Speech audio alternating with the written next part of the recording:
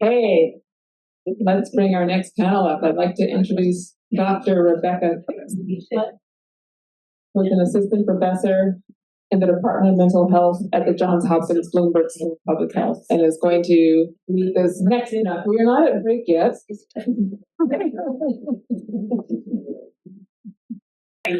Welcome, everyone. I'm, as Pamela Collins said, I'm Dr. Rebecca Hicks. I'm a faculty at Johns Hopkins in the Bloomberg School of Public Health, and I'm going to be moderating this panel discussion today that's really exploring how we can reimagine adolescent mental health in urban spaces. So in this session, I'm joined by three experts, Dr. Sarah Walker, Mr. Isaac Lara, and Dr. Ben Daniels. They are doing pioneering community-based approaches that really center young people's voices and make exerted efforts to shift from deficit-focused interventions toward asset-based partnerships that really honor youth agency and collective well-being. And so during this session together, we're going to be exploring what it means to build mental health support as an essential urban infrastructure that is designed with and for young people themselves. So by way of introductions and to get this conversation started, if you could briefly describe the work you do, your roles, and how you work with young people in urban spaces really to promote a culture of mental health. And we'll start with Dr. Walker. Great, thank you. This is fun. Yeah. Well, hello, everybody. I just want to say that was a really fantastic previous panel, and it was really, really great to see how much arts and creativity was coming into that discussion. So I just wanted to highlight that.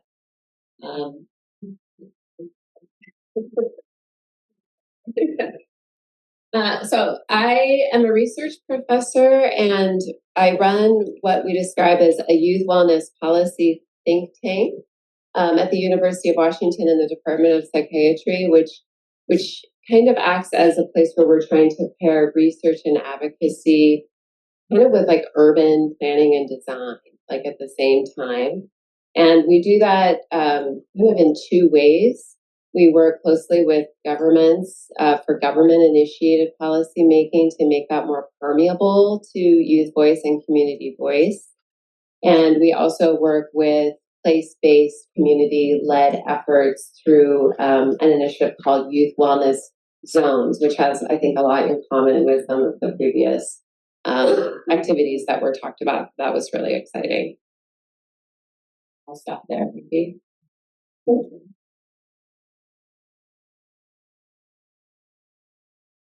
Hello. Okay, I think it's working. Hello, my name is Isaac. My pronouns are he, him, his.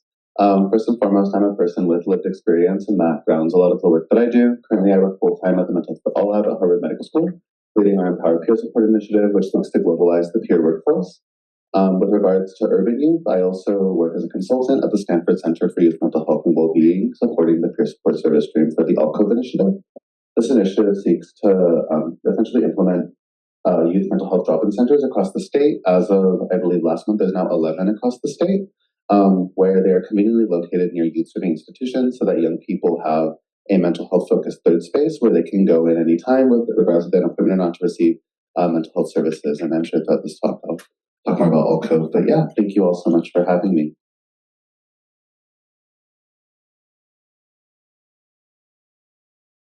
Hello.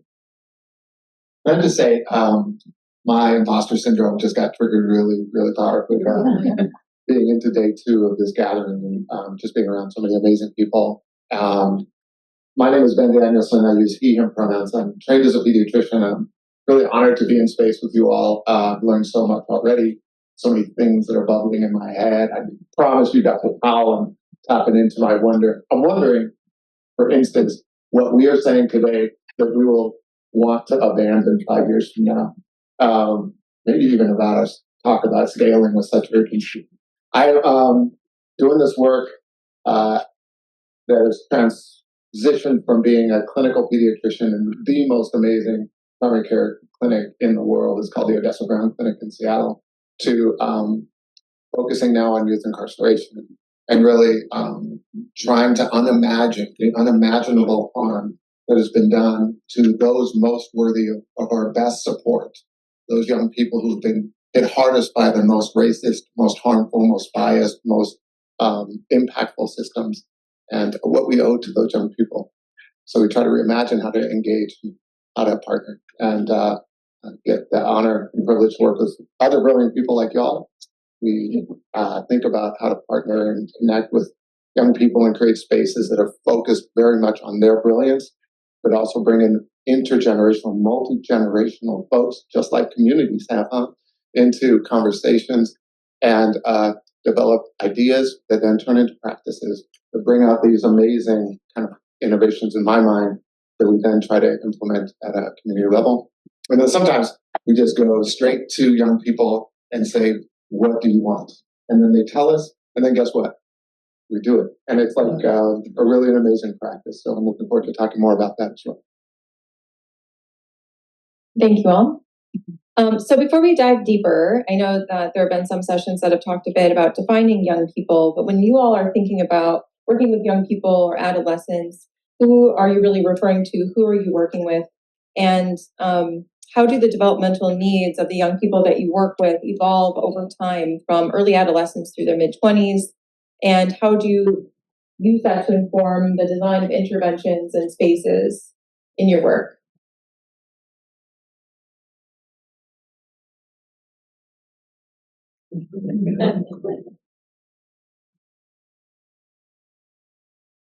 That's a huge question. Yeah.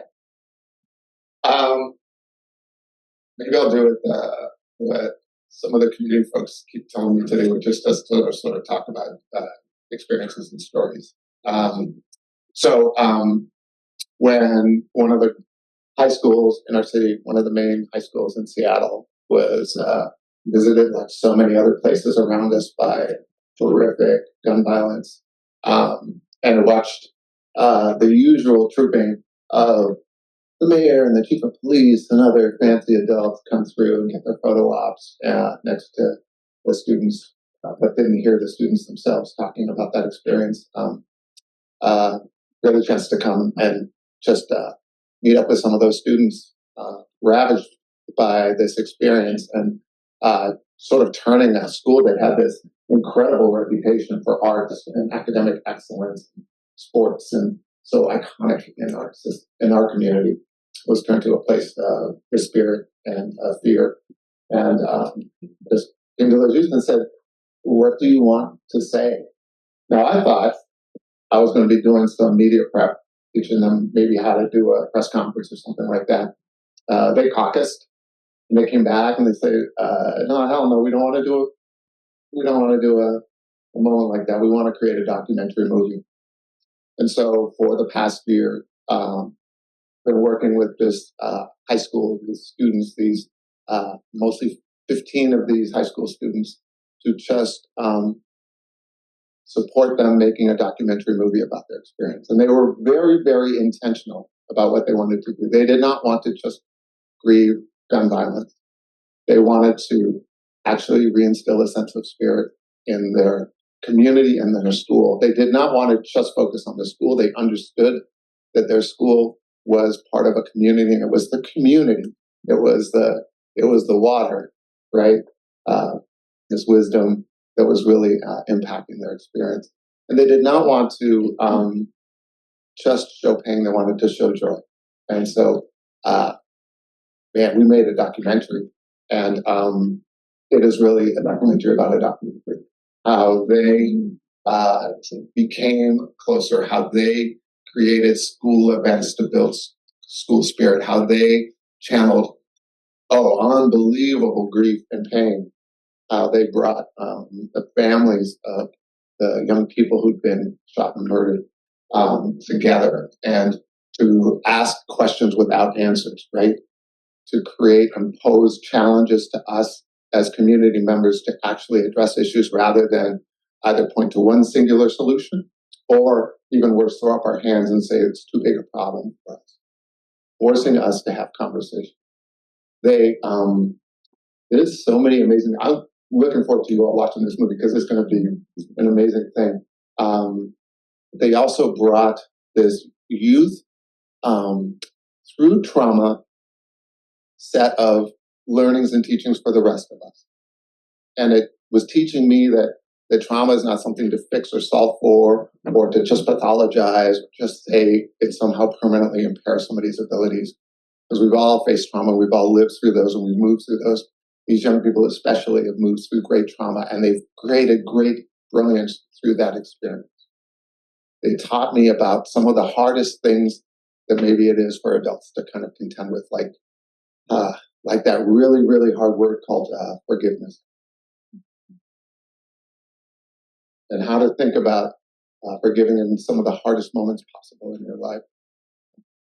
Sorry to say this, but I go to groups like y'all sometimes, and I ask people first to raise their hand if they want to be judged forever by something they did when they were 14 years old, because I really care about us rethinking the way we punish young people for things that we've probably all been part of at times.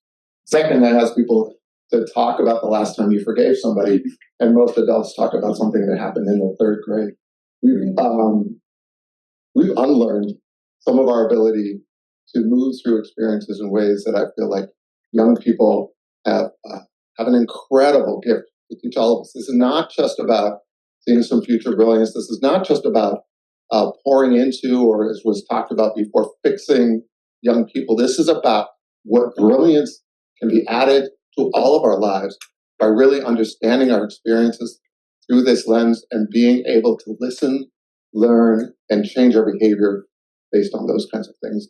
I did not answer your question at all, but I really wanted to tell that story. That's my example.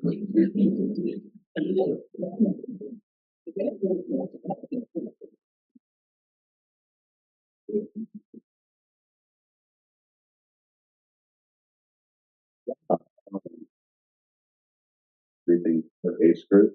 I always think about transitional age youth, but selfishly, I've been in that age group for my early career. I just turned 25 a few months ago, and I keep making this joke, and I realize that I say this in a lot of spaces where everyone's older than me. I started thinking the second bubble of like, what age are you for the age range? And I had like a mini crisis where I was like, oh my God, I'm not like the youngest like range anymore.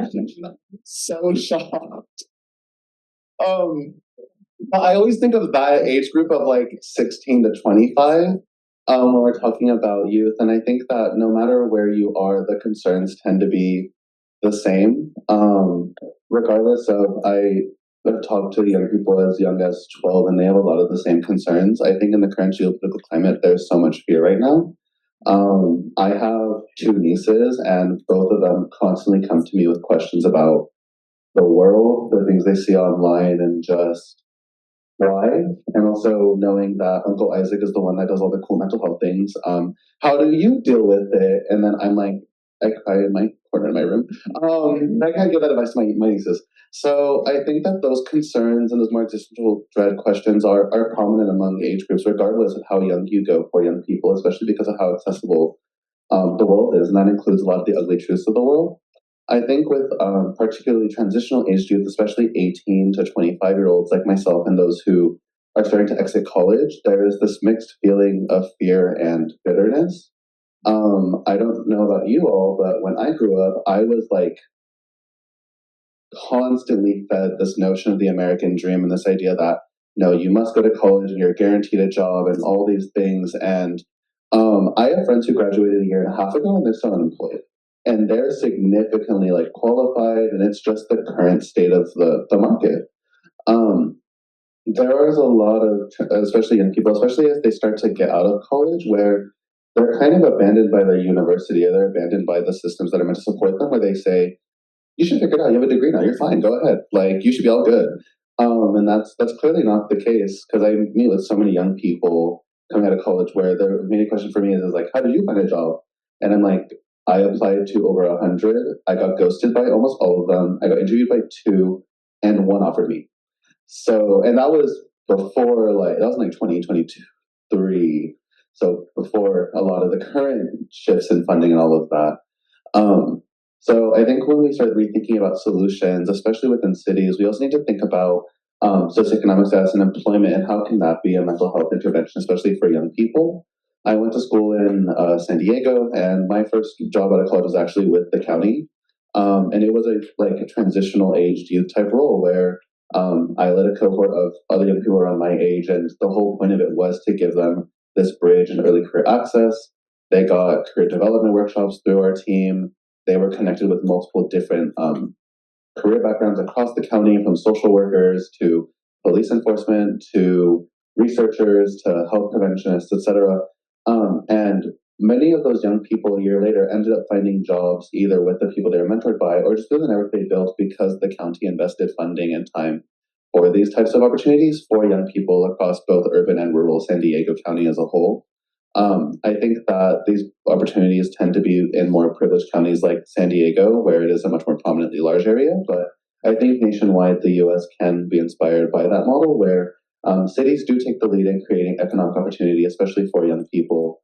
And going back to your point about not allowing something you did at 14 years old to define you, getting rid of certain job requirements, when I do things like peer support, I'm always so shocked when I see requirements where it's like you can never be convicted of a felony or else you can't get this job. Or you can never, you need a degree for this role, where it does make it extremely inaccessible, especially when we're not considering the systemic causes for certain crimes and felonies being committed.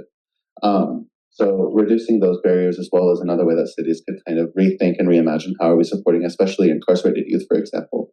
But yeah, thank you.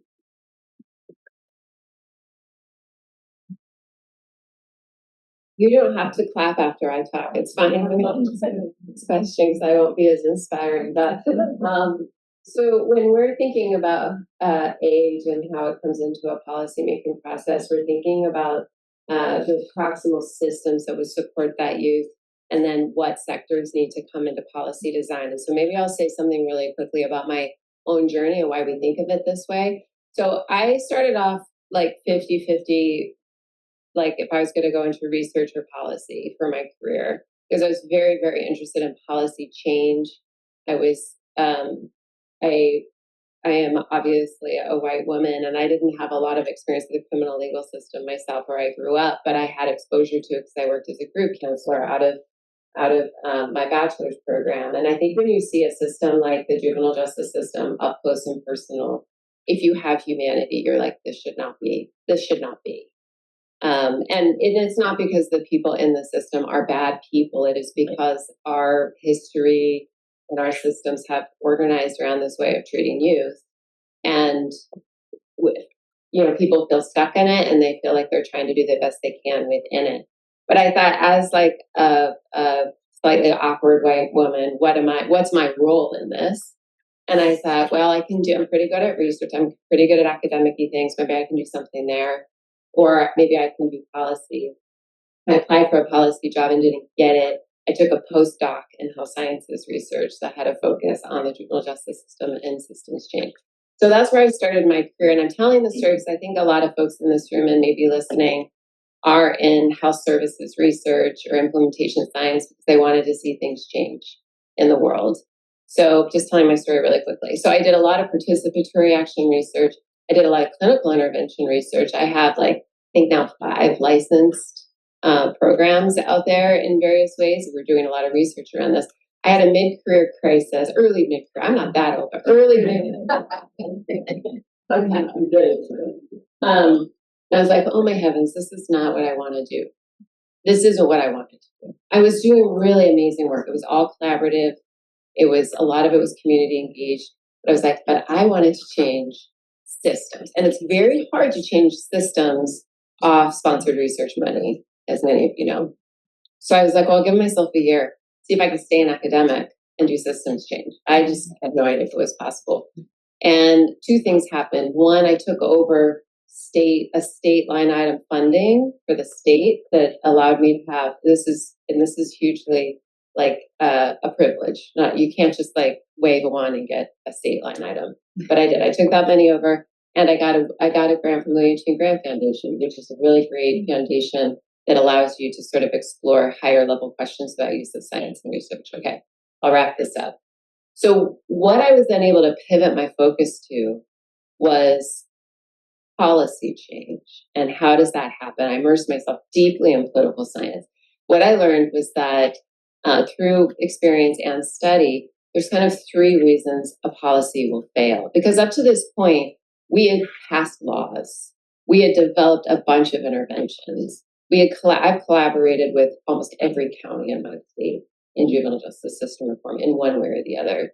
And I was not seeing the dial move in the way that I was hoping to see it move. So policies will fail for three reasons, simplifying. One, it doesn't consider the broad sort of political will and environment, citizen level. Two, it doesn't consider the service environment. A lot of social policy has to run through services, and those will be sabotaged in implementation if you don't consider the service environment. Or three, it doesn't consider the actual impacted populations or consumer need. You don't actually solve the problem for the person using the service. And so we shifted to think about how do we line up idea generation in the context of mobilizing towards political action, just trying to think about all three things simultaneously. So to the question at hand, when we think about a youth wellness policy engagement, if it's younger age, we're going to bring in schools and we're going to bring in families in addition to other service environments. If it's older age, we're going to bring in housing, we're going to be in employment, life skills, nonprofits, in addition to other collaborators, because those are the systems that are around those two respectively. Thank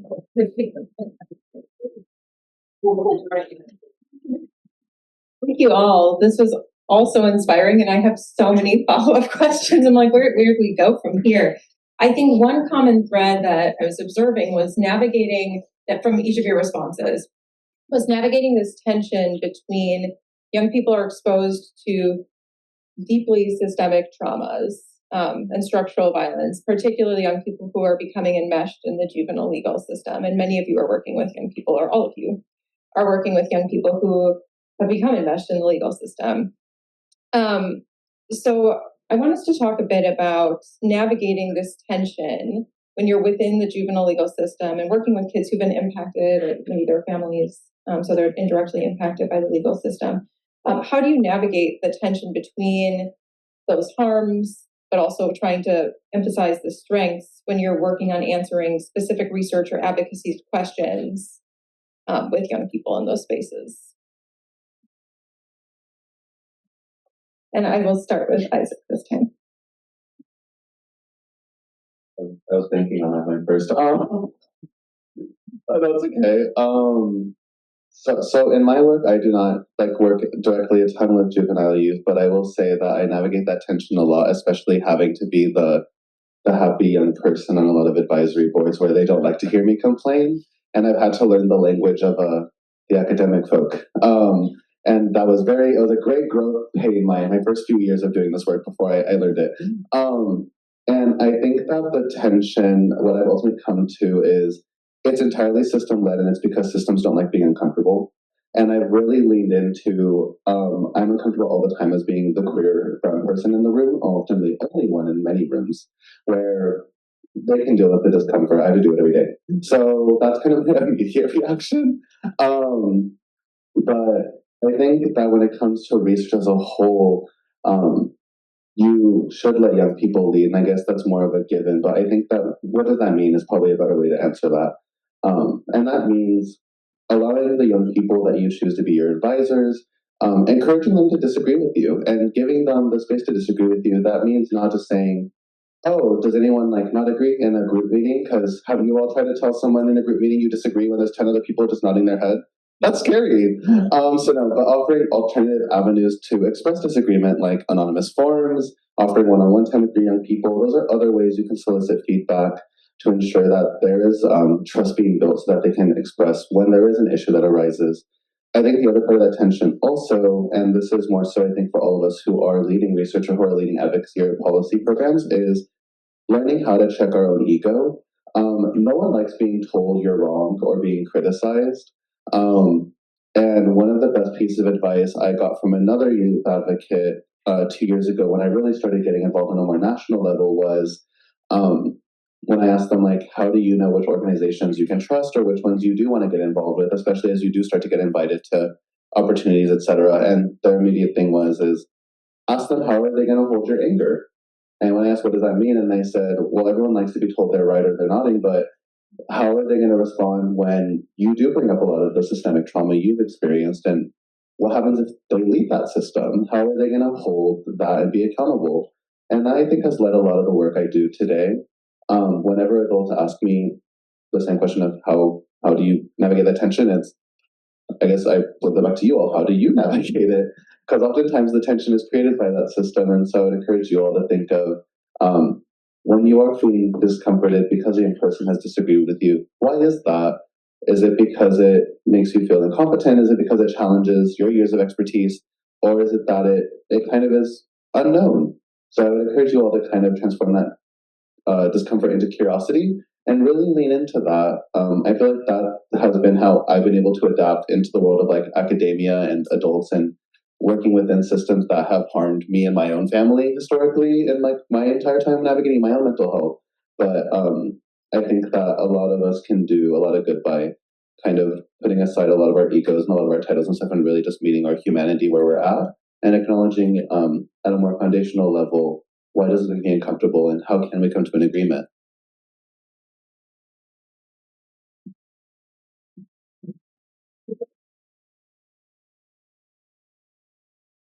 I really appreciate your response to that, and I think about this idea of posing a question around tension and unpacking it like you did is really beautiful. Tension can be because of something like a time frame where there is a sense of urgency placed over something that has perhaps a whole different time arc to it, perhaps even generations. You learn from different communities and different groups. In our state of 29 recognized tribes and probably as many unrecognized indigenous communities. Many of them live into this space around understanding a 7 generations approach. You all are all familiar with that on some level, which there's different ways of explaining it, and I probably do not have full permission to explain it fully. My understanding of it is that when you're thinking about a plan, when you're thinking about what you want to do with your community, you think back 3 generations into your past, to your father, your grandfather, your great grandfather, or grandmother, and you think 3 generations into the future, to your child and your child's child and your child's child's child, and that's the way you plan. You think about 3 generations back, yourself, your generation, and 3 generations forward. Tell me that there's a grantor, a government agency, or a system of learning that would approach its work around 7 generations like that. I think we would have fewer conversations like this, and we'd be doing a lot more in benefit of our community. So maybe some tension has a time frame to it. Maybe tension is related to something that I actually feel like you all have an especially great expertise around. And maybe tension speaks to something that is more about complexity and being able to hold complexity. We're young people who've been involved in those horrific systems and also ostracized by our communities and created in unsafe and unstably housed situations. What they teach is that there are ways that we need to unpack what we think we know or what we are told about what is happening around us. Can we hold the complexity that there might not be a relationship between the rate of crime and the rate of arrests in this country? And if we hold that complexity, can we start to think about the way we do our work differently? And we hold the complexity that there can be great and wonderful people working in systems that harm people, and that they're doing their best in those spaces, and they are as human as the humans that are facing that harm. And we hold this complexity. We understand that there are not supposed to be singular solutions to such huge and enduring issues like racist-informed systems in our communities, and allow ourselves to think beyond the hope for that one silver bullet, or maybe even those 2 silver bullets that are going to work together. I think tension might be complexity. It might be a time frame. It might be some sense of our own complicity in the challenges that we are confronted with. And once we start to think and talk about that, maybe we face them differently. In one of our projects, we bring together youth who have proximity, either have been incarcerated themselves or have parents who've been incarcerated. And we bring them in community with multiple generations of folks who are also either working in that space or have personal experience.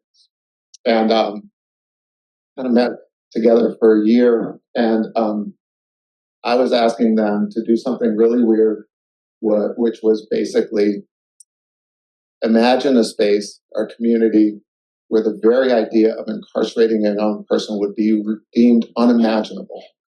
What does that community look like? First, it's really hard for us to unimagine what we see today. We are so good at solving for problems that exist around us. We actually know exactly what we want to run away from, but we often don't know what we want to run to.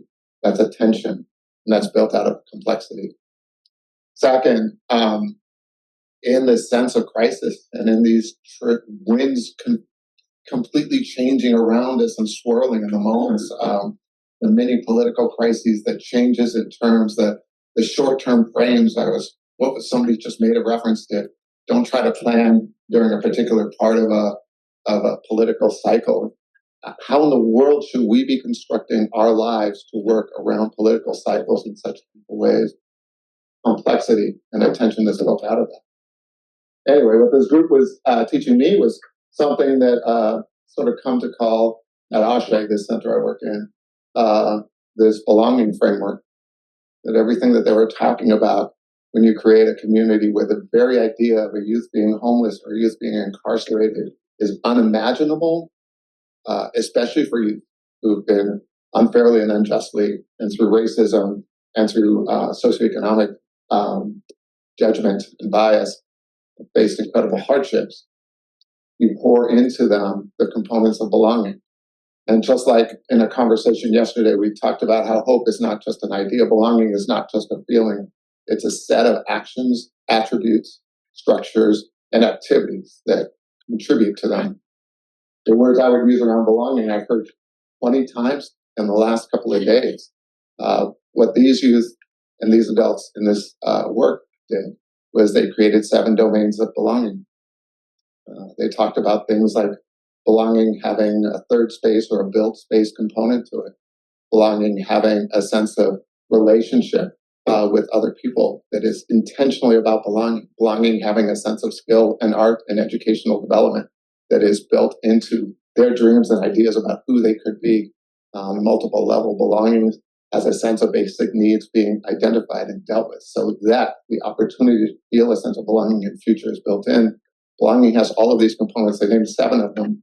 And we came to this idea that perhaps it's not about singular solutions, but perhaps if you have 4 or 5 of those components of belonging built into your life and continually poured into your experience as a young person in a community, that you reach a threshold where the chances of society casting you away in any of those particular ways is so much diminished.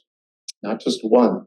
You could have the one singular best idea in the world, as one young person said to me, and it will fail. I guarantee it, because the complexities of the systems and the ways in which the idea of racism, the idea of unbelonging is so deeply rooted and built into our systems and our communities that you need to actually have multiple layers of support to kind of address that.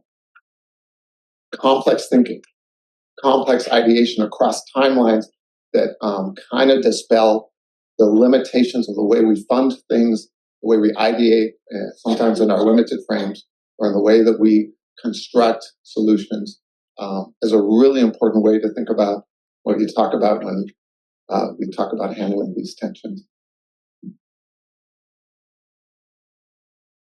Just to the question about how do we, the really complex tension is how do we hold a view of youth strengths and assets, and then also help communities think about how to respond when there are health risks or violence or other impacts on the community. I think one way that's helped us at CoLab think about this is we think about youth well-being as a natural resource, like water. And so we can ask the question, how well is the community stewarding this natural resource? And then think about the failures or the risks or harms to youth or by youth are a collective responsibility. And that helps us think less So, and I also want to be clear, I think much of the knowledge that is coming out of frameworks that are focused on, prevention or levels of prevention or continuum, there's a lot of really useful insights, but also, for convenience reasons, we've in academia organized ourselves even with silos within these continuums of prevention researchers, intervention researchers, and so forth. So we talk about sort of the linear models of prevention intervention.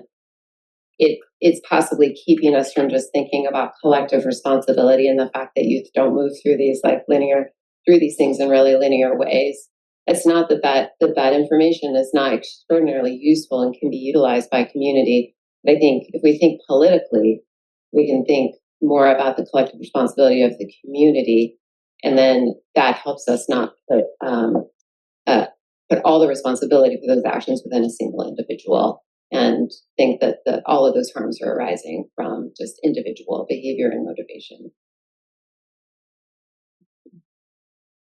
Thank you all.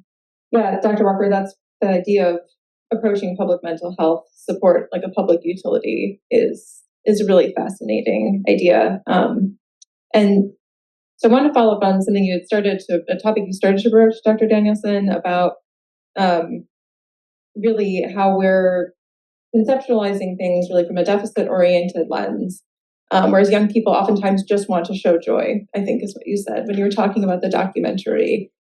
Well, yes, it looks like you're ready to talk more about that. And navigating, again, these tensions, and young people, we're living in a time of fear for a lot of young people. So I would love to know, thinking about how you all do work that's really challenging this deficit-oriented approach that many of us have learned and many of us have adopted. It's embedded within our social fabric of our society, meaning we really focus on risk, we focus on harm, we focus on diagnosis. So how do each of you acknowledge that reality while reframing your approach to emphasize assets, agency, and collective well-being? And Dr. Danielson, I'll start with you, just given your reaction there. I don't think they talked about joy. I think of joy in a complex way that actually includes grief and pain and suffering, and holds a deeper, holistic definition to it. So that was part of what I was feeling. Very, very. I should never play poker with anybody. Probably. On the broader level, I think once we kind of get to a space where we affirm a sense of belonging for young people and our relationship to them, our responsibility to all of the young people around us, then what we are tasked with is really understanding the strengths and the powers and not only the possibilities for tomorrow, but what brilliance they bring into space today. And in most of the work that I've had the privilege of doing in community, what I've learned from not just young people, but multi-generational spaces is they know this truth that you all know as well, but they also like to practice it, that their accumulated assets are much, much greater than any set of judgments or deficits that are used to describe them. And it is inappropriate for us to be only describing communities based on what we think their faults are. And when you move from there, you start to think differently and act differently. You start to understand that even for what we might consider the greatest tragedies, there are so many strengths and assets that are built into them. It reframes, I think, the way you start to think about how you should structure your project and programs, how you should think about what success looks like, and how you should be listening for community's definition of what works instead of our own definition of what works for them. I think I answered the wrong question. Maybe I'll jump to the question I was supposed to answer to, which I think maybe was a little bit about power and who holds it. So I'll just say really quickly about that. I've appreciated your comments so much in how you have to navigate those spaces. And I want to do a callback to the concept of aesthetic mindset that came up in the first, because a lot of what we do in our engagements is we try to encourage adults to have an aesthetic mindset. because I think that, and again, we're very interested in seeing the youth voice and insights make it all the way through to implementation. So if you are ideally looking back, those 5 years or 7 years you talked about, you would see how the youth insight is still there in the change that is sustained. But that insight has to make its way through a lot of power structures. And what we find is there's really well-meaning, and I'll call myself out. Like, we all are coming to this work because we have ideas about what will help, right? We all have a vision of the good. We all have our own experiences we're bringing to this. Nobody's a villain.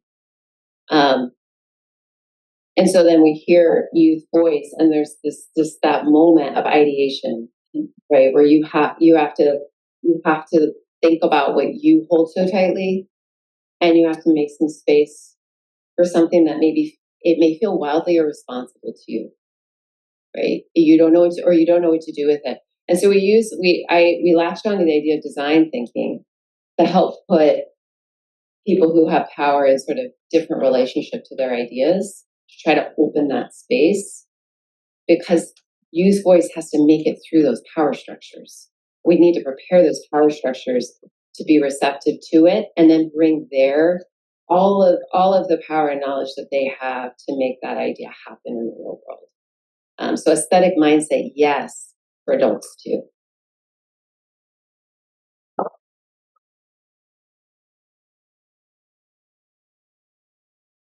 Well, that's such an affirming group. It's so cute. Thank you.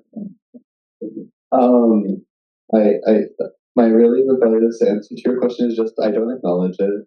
I think that in a lot of my work, and what really resonated me with peer support was just how revolutionary it was, and that all of a sudden we stopped caring about diagnosis. I think that it's no secret that psychiatry is inherently and historically has been harmful to many communities across the globe. And yet, a lot of my early experience navigating care was also being harmed by that very system and finding it not helpful, and experiencing many providers who were more obsessed with diagnosing me or being faithful to a particular intervention model instead of just actually seeing my issues and what I was hoping to, how I define my own recovery. I think that's exactly how I approached my work in kind of throwing away the diagnosis-oriented and diagnosis-focused approach. And peer support, especially youth peer support, it heavily emphasizes so much around really allowing the young person who is experiencing these challenges to lead their own recovery, define what does it even mean to be recovered, and what does healing look like, and also what does the challenge even look like. For some young people, having a diagnosis is helpful because it names something. For other people, having a diagnosis almost feels like death. And I have friends on both sides of that spectrum of what that feels for them. So I think in acknowledging it, and what's been helpful for me in a lot of my youth work has been actually completely replacing it with a much more complex or much more nuanced understanding of mental well-being. And I think that it's also just deeply personal. I know for myself personally, what is it called? I lost my thought. Let me go back to it, y'all. Oh, that was it. I really appreciate what you said about, for a lot of adults, it might feel irresponsible at times to kind of steer away from that approach, because there might be something that many of us that's something that we're taught. But I think that my response often, especially when I get adults who immediately go into a deficit mindset, it often comes from a place of well-meaning, and it also infantilizes a lot of young people. And youth peer support, one of my favorite, but the question I always get is, what if they relapse? What if they trigger another peer? And what if the peer they're supporting dies by suicide and that young person feels responsible? I always find it really ironic that it's always only with young adults that a lot of other adults tend to go to these really extreme case scenarios. And my rebuttal to this is always, okay, but that applies to a therapist also. I've had counselors who have seriously triggered me or seriously offended me or low-key microaggressed me many times, and yet for some reason we don't question their ethics purely because they're older. And I think that just doesn't make sense. So I think that transitioning from a deficit model into one that really empowers and provides agency to young people is the future, and it's not as revolutionary as we think it is. A lot of young people are doing this work already. I've been a peer supporter, pseudo peer supporter, since I was 18 in college, and more formally a peer supporter once I graduated my undergraduate degree. What I would encourage as part of kind of combating that deficit model, like meeting young people where they're at, a lot of young people already are supporting each other and are rejecting this deficit model that a lot of traditional mental health interventions tend to embody. And in lieu of that, creating mutual aid systems where they can support each other and it is recognizing their strengths rather than only the problems that they're facing. Thank you all. We are at time. Sarah, Isaac, Ben, thank you each for such a rich conversation. So we've heard really how each of you are reimagining engagement of young people, ensuring that young people's mental health in urban spaces is addressed through place-based efforts, and not just through deficits and diagnoses, but really through relying on young people's assets, through promoting their agency, collective well-being, and belonging, which also emerged as a central theme at some point in our conversation. So thank you to each of you for being part of this vital conversation, and the work continues with all of us, perhaps around 7 generations.